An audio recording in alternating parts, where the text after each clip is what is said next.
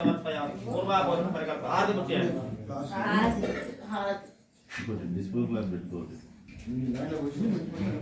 హిరణ్యపాత్రమదో పూర్ణమిదాతి మదవ్యోసానేతి ఏతరా బ్రహ్మణముపహారతి ఏకదైవ యజమాన ఆయుస్తేజో దధాతి నీరాజనం పరికల్పయామి నమస్కరోమి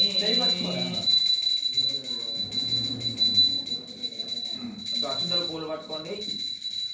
జై శ్రీ రమాశ్రీ సత్యనారాయణ స్వామికి శ్రీమద్ మహారమణ గోవిందో హరి. అక్షంతలు పట్టుకొని ఆది నమస్కారం చేసుకొని అక్షంతలు పట్టుకొని స్వామి వారి యొక్క మొదటి కథ భక్తి శ్రద్ధలతో వినండి అందరూ కూడా. పూర్వం ఒకప్పుడు నారద మహాముని సకల లోకాలన్నీ కూడా తిరుగుతూ మార్గ మధ్యమున భూలోకమునికి వచ్చినాడట. అయితే మానవులు పడుతున్న కష్టములన్నీ కూడా చూచి వీరికి కష్టములన్నీ కూడా ఎలా తొలగిపోవును అని ఆలోచించి తన విష్ణులోకములకు పోయాడు. మరి విష్ణులోకంలో తెల్లని శరీర ఛాయ కలవనకు శంఖము చక్రము గద పద్మము మొదలగు అలంకారకు శ్రీహరిని చూచి మనస్సుతో ఊహించడకు గాని వాకుతో వివరించుకు చెప్పుటకు గాని శక్యము కాని అతీతమైన రూపము కలవారా, ఆది మధ్యాంతరహిత నిర్గుణమైనటువంటి గుణాత్ముడైనటువంటి భక్తుల బాధలు తొలగించినట్టు శ్రీమన్నారాయణ, నేను నీకు భక్తితో నమస్కరిస్తున్నాను అని చెప్పేసి ఆ నారద మహాముని శ్రీ మహావిష్ణువుకు నమస్కారం చేశారట. ఆ శ్రీహరి ఆ స్తోత్రమును విని నారద మహామునితో ఇట్లా అంటున్నాడు, ఓ నారద మహాముని, మరి నీ వచ్చిన కారణం ఏమిటయ్యా, నీ కోరిక ఏమిటో చెప్పు, నేను తీరుస్తాను అన్నాడు. అప్పుడు నారదుడు శ్రీ మహావిష్ణువును చూచి, జగద్రక్షక, భూలోకమున మానవులు నానా పాపములను చేస్తూ నానా కష్టములు అనుభవిస్తున్నారు. మరి వారికి కష్టములన్నీ కూడా ఎలా తొలగిపోను, అందుకే ఏదైనా సరే ఉపాయం ఉంటే తెలియకూరు అని చెప్పాడు. అందుకు శ్రీహరికి చెప్తున్నాడు, ఓ నారద మహాముని, నీవు లోకం పట్ల లోక విచార్థం అంటే లోకం పట్ల మంచి విషయాన్ని అడిగితివి. అందుకు ఒకే ఒక వ్రతం కలదు, అది సత్యనారాయణ వ్రతం. మరి ఆ వ్రతమును ఎవరైతే సరే భక్తి శ్రద్ధలతో ఆచరిస్తారో వారి ఇహలోకమున అష్టైశ్వర్యములు పొందిన వారే పరమమైన మోక్షములు పొందుతారు అని చెప్పాడు.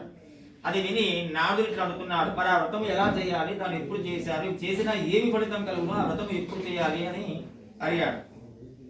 అందుకు శ్రీహరి చెప్తున్నాడు, సత్యనారాయణ వ్రతం అనేది సకల దుఃఖములను కూడా నివారణ చేయను, సకల ఐశ్వర్యములు కూడా కలగజేయను, సంతానం లేని వారికి సంతానం కలుగును, సర్వత్రా కూడా జయప్రదముగా ఉండును.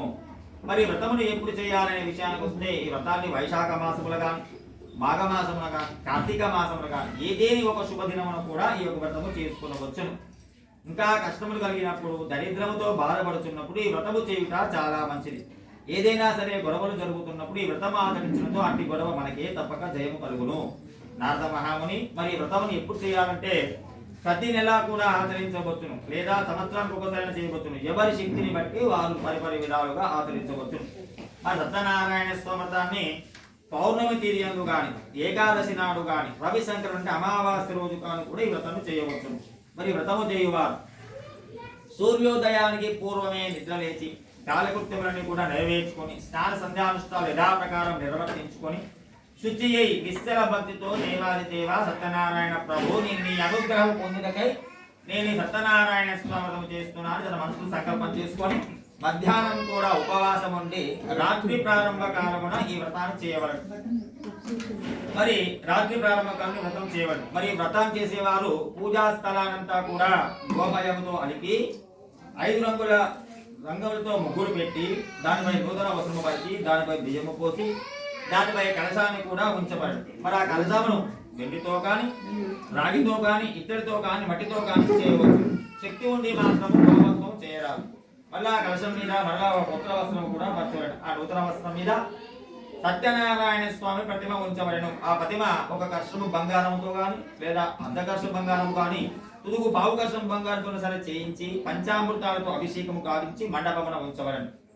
మన సత్యనారాయణ స్తోత్రము చేయువారు ముందుగా విఘ్నేశ్వరుని యొక్క పూజ చేసి తర్వాత లక్ష్మీదేవి, విష్ణుమూర్తిని, సర్వదేవతలు, ఆదిత్యాది నవగ్రహ ఇంద్రాది అష్టదిక్పాలకును, పంచలోక పాలకును, వరుణ దేవతలతో పూజించబడను.